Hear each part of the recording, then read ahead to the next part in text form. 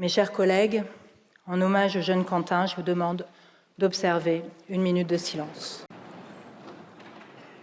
C'est une minute de silence pour un jeune qui est mort. En soi, ça ne me choque pas. Le discours de récupération me choque, mais la mort d'une personne aussi, peu importe les circonstances. Je suis un peu en désaccord avec ça, parce que je l'ai entendu cet argumentaire, mais à mon sens, en fait, on peut pas nier non plus l'implication politique très spécifique de cette personne, et donc l'idéologie qu'elle représentait.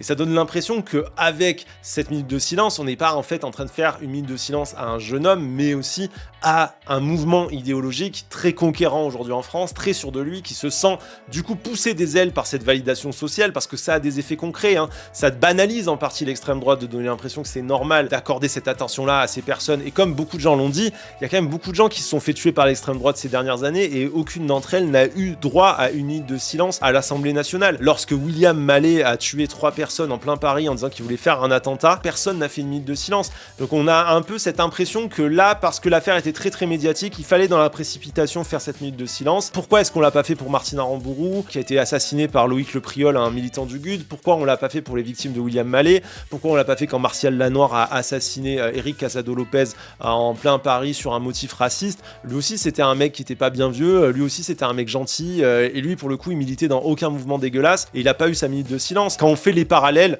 on se rend compte que des jeunes qui se font tuer, il y en a, des jeunes assassinés par l'extrême droite, il y en a eu un sacré paquet. De la violence politique, on ne la découvre pas aujourd'hui en France, mais que c'est parce que cette fois-là elle impliquait la gauche, qu'il y a certains partis politiques qui s'en sont emparés, qui s'y sont intéressés, et certains médias qui en ont fait l'affaire qu'elle est devenue derrière. Moi, ça me met un malaise. C'est pas de la haine contre un jeune homme, c'est en fait la peur que l'idéologie qui va avec ce jeune homme, elle se sente légitimée, elle se voit pousser des ailes. Et c'est ce qu'on voit dans le moment politique qu'on est en train de vivre. On a une explosion des violences d'extrême droite ces derniers jours liées à cette affaire, mais qui n'est en fait que la répétition d'une violence qui est installée sur le long terme dans le pays dans lequel on est, et qui est absolument partout, quoi, hein.